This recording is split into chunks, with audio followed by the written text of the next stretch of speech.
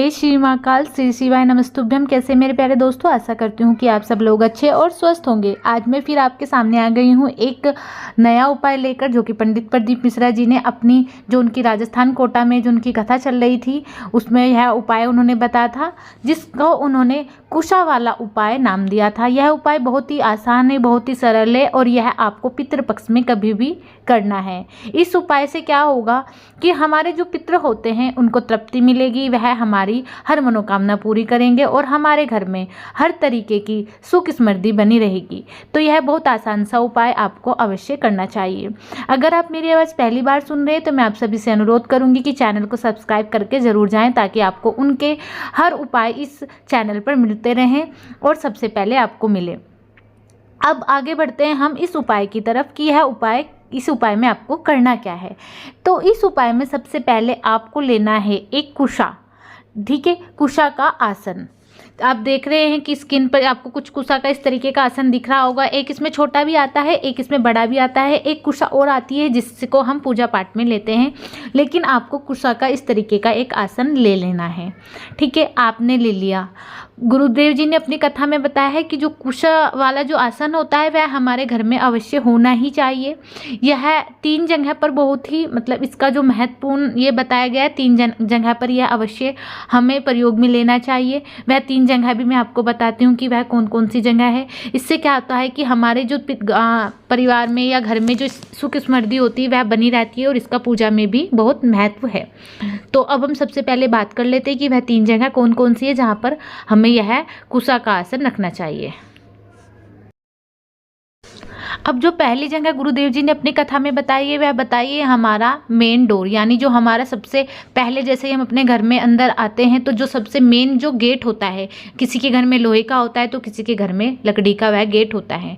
तो जो हमारे जो मेन गेट होता है उसकी जो दाहिनी तरफ यानी राइट साइड में हमें एक छोटा सा जो कुशा का आसन होता है या कुशा की कोई भी लकड़ी हो या छोटा सा टुकड़ा हो, हमें अपने दाहिनी साइड यानी गेट के अपने जो हमारा मेन गेट है उसकी दाहिनी साइड हमें यह अवश्य रखना ही रखना चाहिए। इससे हमारे जो पितृ होते हैं वह तृप्त हो जाते हैं।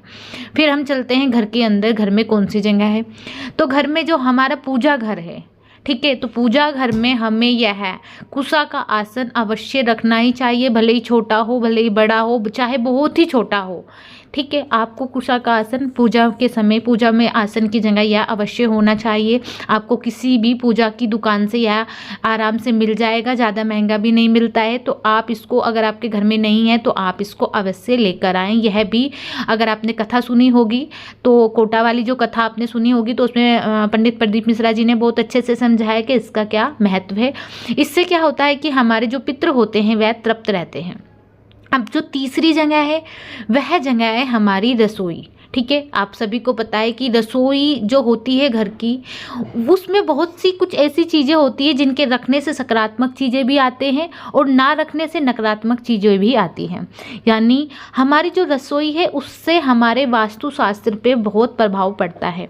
तो जो हमारे जो रसोई होती है उसमें जहाँ पर हम अपने पीने का पानी रखते हैं, आपको पता है कि जहाँ पर हम पीने का पानी रखते हैं वह स्थान हमारे पितरों का होता है। तो हमें वहाँ पर रखना है एक छोटा सा कुशा का आसन या छोटा सा कुछ भी टुकड़ा या कुछ भी आपको वहाँ पर कुशा का अवश्य रखना है।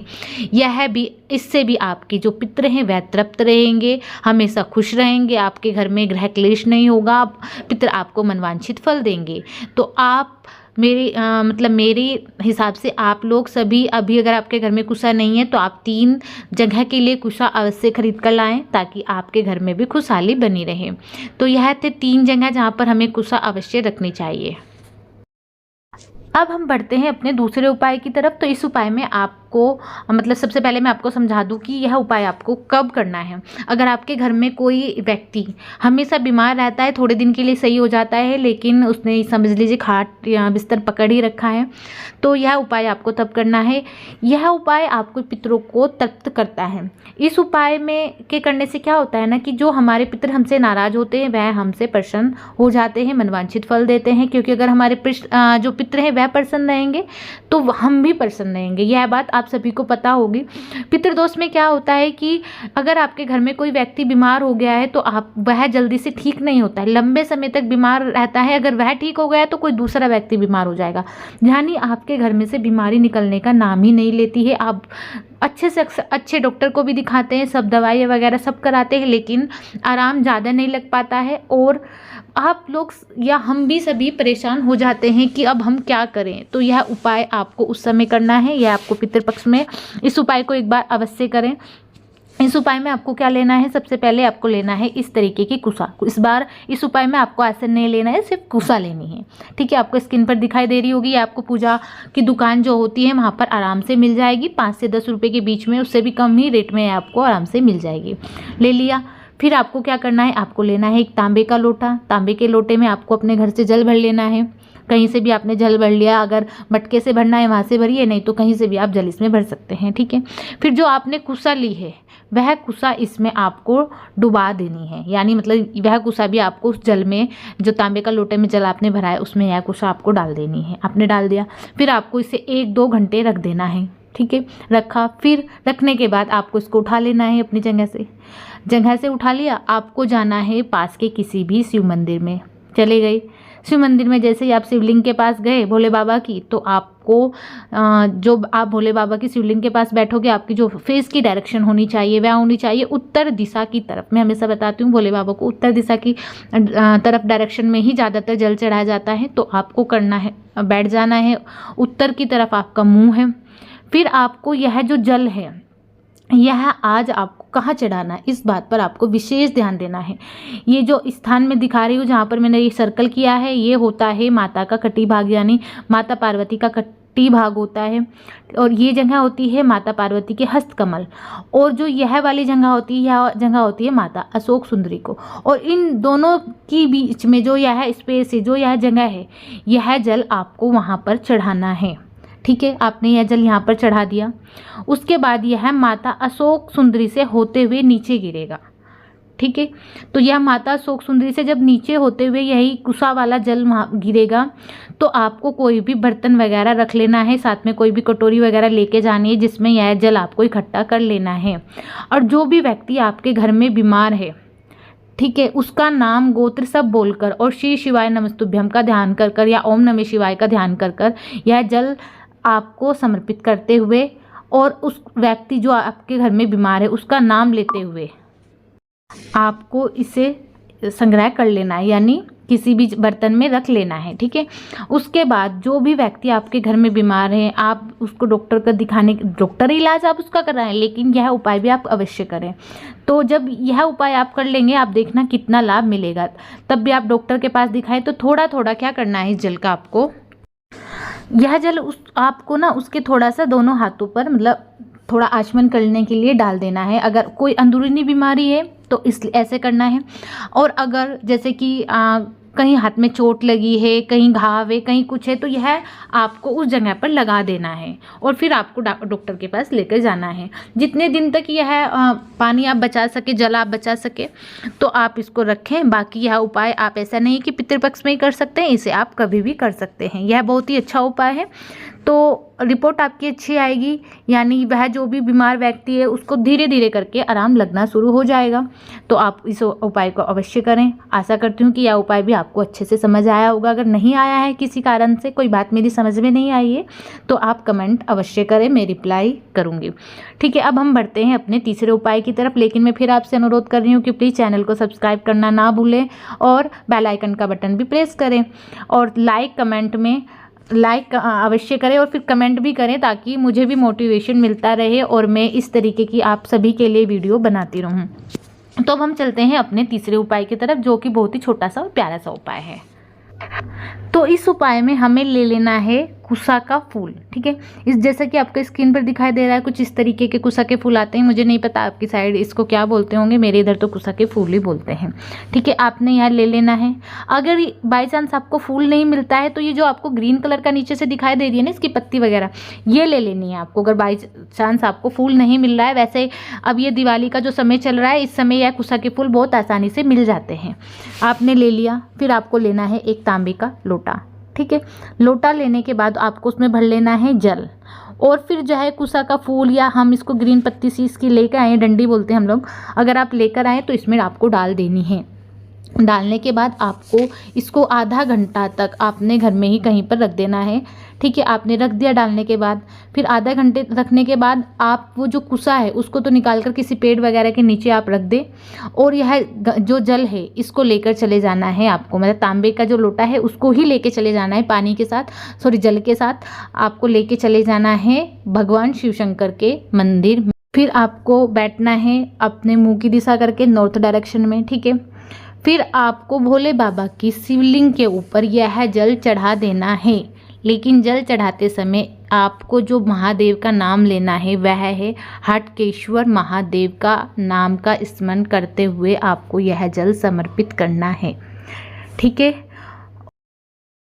फिर जैसे ही आपने सारा जल वहाँ पर भोले बाबा की शिवलिंग पर हटकेश्वर महादेव का नाम लेकर समर्पित कर दिया, तब आपको क्या करना है, ये जल यहाँ से ऐसे शिवलिंग से होते हुए अशोक सुंदरी माता से जब नीचे गिरता है तो आपको यह रोक लेना है, किसी भी छोटी सी कटोरी या किसी भी बर्तन में आपको यह जल थोड़ा सा ले लेना है।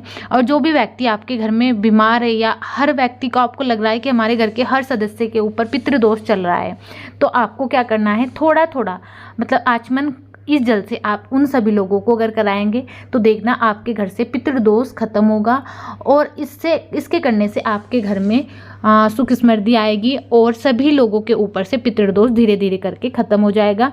यह उपाय भी आप पितृ पक्ष में करें या फिर पितृ पक्ष के बाद करें, यह उपाय भी एकदम बहुत सरल है और बहुत छोटा सा उपाय है। तो अब हम बढ़ते हैं अपने चौथे उपाय की तरफ, कि चौथे उपाय में आपको क्या करना है। तो अब हमें इस उपाय में लेना है सबसे पहले गंगा जल। ज़्यादा गंगा जल नहीं चाहिए, बस थोड़ा सा गंगा जल चाहिए। फिर उसके बाद हमें लेना है इस तरीके की कोई भी कुसा के लेने के बाद हमें लेना है एक तांबे का लोटा, और तांबे के लोटे में हमें थोड़ा सा गंगा जल डालकर बाकी घर से ही अपने जल भर लेना है। फिर लेना है हमें एक सुंदर सी बेलपत्र बिल्कुल साफ़ सुथरी हो, कहीं से कटी फटी ना हो।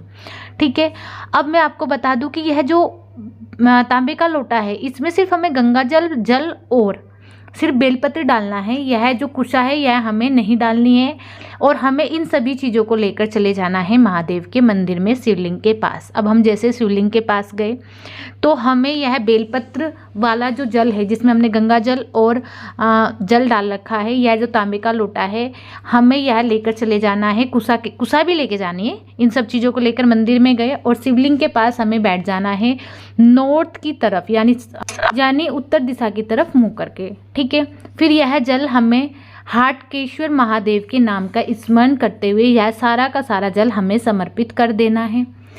फिर जैसे ये जल ऊपर से होते हुए अशोक सुंदरी माता के स्थान से नीचे गिरेगा तब यह हमें रोक लेना है, या फिर हमें किसी भी तांबे के लोटे में या दूसरे बर्तन में या कटोरी में किसी भी बर्तन में हमें यह संभाल ले लेना है।